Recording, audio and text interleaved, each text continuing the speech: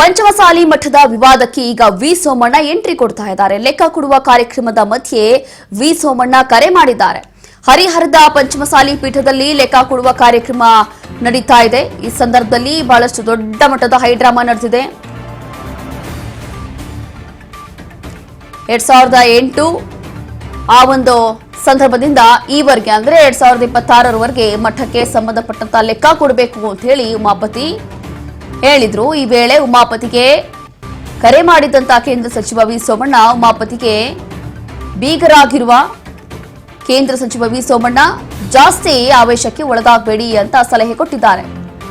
ತುಂಬಾ ಎಕ್ಸೈಟ್ ಆಗಬೇಡಿ, ಈ ಸಂದರ್ಭದಲ್ಲಿ ಸಮಾಧಾನದಿಂದ ಎಲ್ಲವೂ ಕೂಡ ಹೇಳಿದ್ದಾರಂತೆ ವಿ ಸೋಮಣ್ಣ. ಕಾರ್ಯಕ್ರಮ ನಡೀತಾ ಇತ್ತು, ಆ ಸಂದರ್ಭದಲ್ಲಿ ಕರೆ ಮಾಡಿ ಈ ರೀತಿಯಾಗಿ ಸಲಹೆ ಕೊಟ್ಟಿದ್ದಾರೆ. ನಾನು ಯಾವುದೇ ಗೊಂದಲ ಸೃಷ್ಟಿ ಮಾಡ್ತಾ ಇಲ್ಲ, ಲೆಕ್ಕ ಕೇಳಿದ್ರು ಕೊಡ್ತಾ ಇದ್ದೇನೆ ಅಂತ ಇದೀಗ ಬಿಸಿ ಉಮಾಪತಿ ಹೇಳಿದ್ದಾರೆ. ಮರ್ಯಾದೆ ಕಳಿಸಿ ಇವ್ರು ಯಾರು ಇಲ್ಲಿ ಬರಬಾರ್ದು ಆ ತರ ಮಾಡಿ ಹೋಗ್ತಾರೆ ಅಂತ ಚಾಲೆಂಜ್ ಮಾಡಿದ್ದಾರೆ.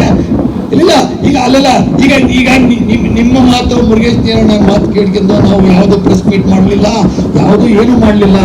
ಆದ್ರೆ ಅವರು ಯಾವ ರೀತಿ ನನ್ನ ಒಂದು ಸಮಾಜ ನನ್ನೊಬ್ಬನ ಮರ್ಯಾದೆ ಕೇಳಿದ್ರೆ ನಾನೇನು ಯಾರಿಗೂ ಎಲೆಕ್ಷನ್ ನಿಂತ ಕೈ ಮುಗಿಯಂಗಿಲ್ಲ. ಆದ್ರೆ ಸಮಾಜದ ಮರ್ಯಾದೆ ಹೋಗಬಾರ್ದು ಅಂತ ನಾನು ಇವತ್ತು ಇದು ಮಾಡ್ತಿದ್ದೇನೆ.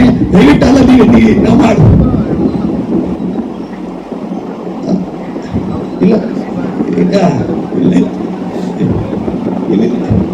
ಇಲ್ಲ ಇಲ್ಲ ಮನಸ್ಸನ್ನ ಬೇಜಾರು ಮಾಡ್ಕೊಂತ ಇಲ್ಲ.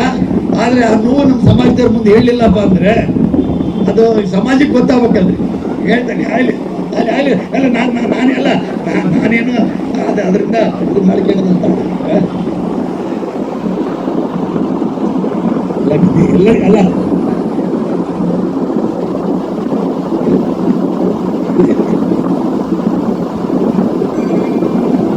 ಎಲ್ಲ ಕೋಲಿ ಅಂದ್ರೆ ನಾವು ಹೆಂಗಿದೆ ಅಂತಂದ್ರೆ ಹೇಳಕ್ ನಿಮ್ಮ ಎದುರಿಗೆ ಹೇಳಕ್ ನಾಚಿಕೆ ಆಗುತ್ತೆ.